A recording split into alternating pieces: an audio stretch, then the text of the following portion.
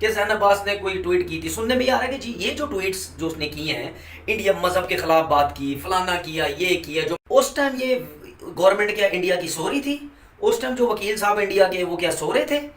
हैं कि जब इसको वीज़े लेने की बात आई ज़ैनब की, तो उस टाइम वीज़ा क्यों उठा के दे दिया?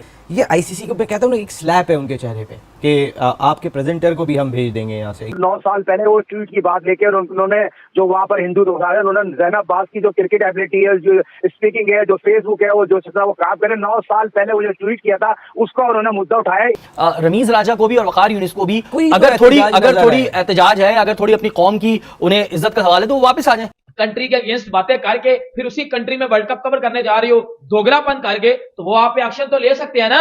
जो मुझे ऐसा लगता है ये प्री प्लान किया गया है, ज़ैनब अब्बास को टारगेट किया गया है, ठीक है, कि ज़ैनब अब्बास जो है उसकी ये ट्वीटें निकालो। ये प्लान लग रहा है सारा, ये ऐसा नहीं है कि वंस इन ब्लू मून किसी को ख्याल आया कि कुछ करना है और ऐसा, ये प्लान लग रहा है। तो पूरा उन्होंने होमवर्क किया हुआ था। मकसद क्या है, जहाँ नजर आता है पाकिस्तान को डेंट करने के लिहाज से, पाकिस्तान को डिफेम करने के लिहाज से वो करते हैं। जर्नलिस्ट के साथ आप पब्लिक के साथ जो गैर बयानी कर रहे हैं जेशा, कोई शर्म करो, कोई हया करो। तो हमारी जर्नलिस्ट की रिस्पेक्ट नहीं है, तो हमारी किसी की रिस्पेक्ट नहीं है, करना चाहिए। और हमें टोटली जर्नलिस्ट को खास तौर पर कहूंगा बाइकआउट करना चाहिए। और लॉजिकल बात यह है कि जो ज़ैनब पर केस हुआ है, ये सीधी बात है यार, जो उसके ट्वीट्स हैं, चाहे उसने उस पर मतलब अनइंटेंशनली किए हो उस पर, लेकिन किए ना ट्वीट भाई, and they were offensive and derogatory, that's it। कि ज़ैनब अब्बास के हवाले से कि वहाँ पर इंडिया में किस तरह उनके साथ बिहेव किया गया और उनको फौरी तौर पर इंडिया छोड़ के दुबई जाना पड़ा। हेलो फ्रेंड्स, जय हिंद। आप सभी का स्वागत है हमारे चैनल में।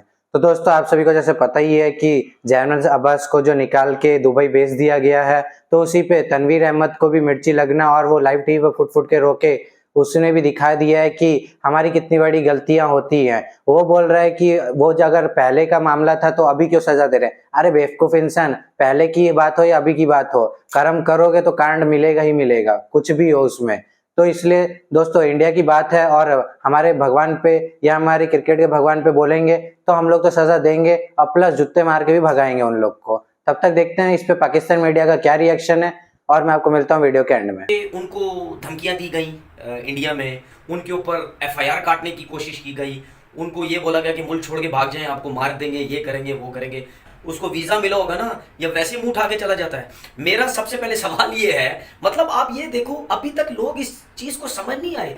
गेम देखो क्या बनाया है इन्होंने भाई। अगर ज़ैनब अब्बास जो उसके खिलाफ अब ये बातें हो रही हैं, जी ट्वीट की है, ये की है, वो की है, चलो जी सपोज मान लेते हैं कि ज़ैनब अब्बास ने कोई ट्वीट की थी, सुनने में आ रहा है कि जी ये जो ट्वीट्स जो उसने किए हैं, इंडिया मजहब के खिलाफ बात की, फलाना किया, ये किया, जो ये 8-9 साल 10 साल पुरानी है, या जितना अर्सा भी पुरानी है। तो मुझे ये बताएं, उस टाइम ये गवर्नमेंट क्या इंडिया की सो रही थी? उस टाइम जो वकील साहब इंडिया के वो क्या सो रहे थे?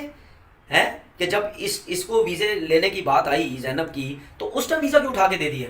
कि जिस दिन से ये पाकिस्तान के जो मीडिया के जर्नलिस्ट के लोग हैं, जिस दिन से इन्होंने बोलना शुरू किया है, आईसीसी को बोलना शुरू किया है, हमारे को वीज़ा क्यों नहीं मिल रहा, उस दिन के बाद से आपने देखा कि वो वीज़ा लेट कर रहे हैं, कभी क्या बहाने मार रहे हैं, कभी क्या बहाने मार रहे हैं। अब जो ज़ैनब अब्बास है, इसका ताल्लुक भी एक तो पाकिस्तान से, इनका ताल्लुक भी मीडिया से है। जो मुझे ऐसा लगता है ये प्री प्लान किया गया है, ज़ैनब अब्बास को टारगेट किया गया है, ठीक है, कि ज़ैनब अब्बास जो है उसकी ये ट्वीटें निकालो, ये निकाल के इसके ऊपर प्रेशर डालो, और अगर ये वापस जाती है तो उसके बाद जो पाकिस्तान के जो जर्नलिस्ट हैं वो खुद ब खुद शोर मचाना ख़त्म हो जाएंगे। वो आईसीसी को प्रेशर नहीं डालेंगे, क्योंकि वो ये समझे, उनको वो डर जाएंगे। प्रैक्टिस है प्रॉपर तरीके से कि जर्नलिस्ट को उन्होंने वीज़ा देना ही नहीं था। इन्होंने ये गेम खेला, जो कि वो ये समझते हैं कि आधे वो कामयाब हो गए हैं, ये टैक्टिस खेला गया। अदरवाइज ये अगर ट्वीट्स 7-8-9 साल 10 साल पुरानी थी, उसको देखते हुए इनको कोई वीज़ा देता ही नहीं। सही है ना, इनको कोई इंडिया ज़ैनब को आना ही नहीं देता। प्रेजेंटर हैं ज़ैनब अब्बास, उन्हें वहाँ पर एक तरीके से धमकियाँ दी गई, उनके खिलाफ कोई 8 साल पुराना ट्वीट निकाल के मुकदमा भी दर्ज करवा दिया गया, और फिर वो वहाँ से दुबई रवाना हो गई। क्या ये मेहमान नवाजी है? क्या ये भारत गवर्नमेंट का तरीका है ट्रीट करने का अपने मेहमानों को?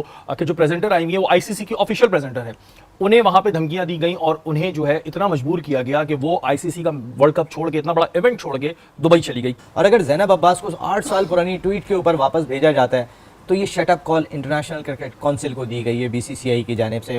ये आईसीसी को मैं कहता हूँ ना, एक स्लैप है उनके चेहरे पे कि आपके प्रेजेंटर को भी हम भेज देंगे यहाँ से। यहाँ पाकिस्तान के लोगों को आप वीज़ा जारी नहीं कर रहे हैं, पाकिस्तान के शायकीन वेट कर रहे हैं, पाकिस्तान के वो सहाफ़ी वेट कर रहे हैं कि जो जाना चाहते हैं।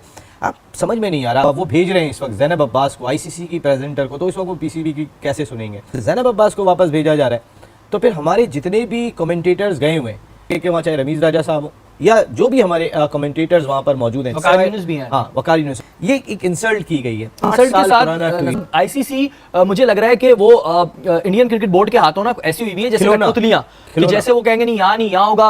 अब रीजन फिर यही आया था कि जी वहाँ पैसा बहुत है, तो क्या आईसीसी पैसा ले रही है? क्योंकि ये तो बाकी में आपका एक सजेशन बहुत अच्छा है कि रमीज राजा को भी और वकार यूनुस को भी कोई तो अगर एहतजाज थोड़ी नजर आए। एहतजाज है, अगर थोड़ी अपनी कौम की उन्हें इज्जत का सवाल है, तो वो वापस आ जाए। रमीज राजा, वकार यूनुस, अगर थोड़ी सी भी, क्योंकि आप भी पाकिस्तान की आइडेंटिटी है, पाकिस्तान की वजह से आप है, वरना कौन रमीज राजा कौन Waqar Younis, nobody can knows you.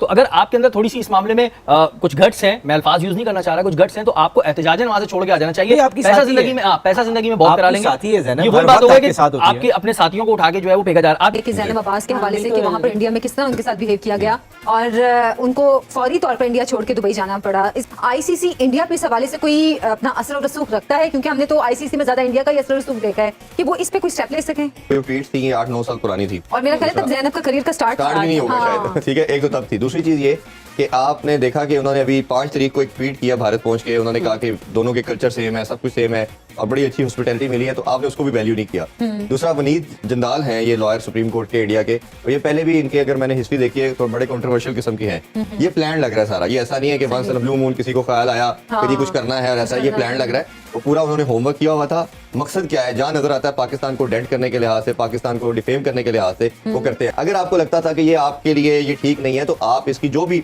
आपके इंटीरियर मिनिस्ट्री ने इसका डिसीजन लेना है या कोर्ट ने डिसीजन लेना है, आप जब वीजों की बात हो रही थी आप उसको वीजा ही ना देते कि जी इन रीजंस की वजह से हमें आप पे कंसर्न है, ऐसे बंदे को हम अपने कंट्री में आने को अलाउ नहीं कर सकते। तो that is very much clear. हमें भी पता होता, उसकी ज़ैनब को भी पता होता। हमें डिफेम करने की आपने बुला के घर बुला के, आप देखे ना अब जो ज़ैनब का इंसिडेंट हो गया है, तो आईसीसी तो जो बात करते अभी तक आपने पूरा वीडियो देख ही लिया होगा, तो हमारी वीडियो के साथ में जुड़े रहिए और वीडियो को लाइक करिए, ज्यादातर शेयर करिए और चैनल को सब्सक्राइब करना बिल्कुल ना भूलें। जय हिंद।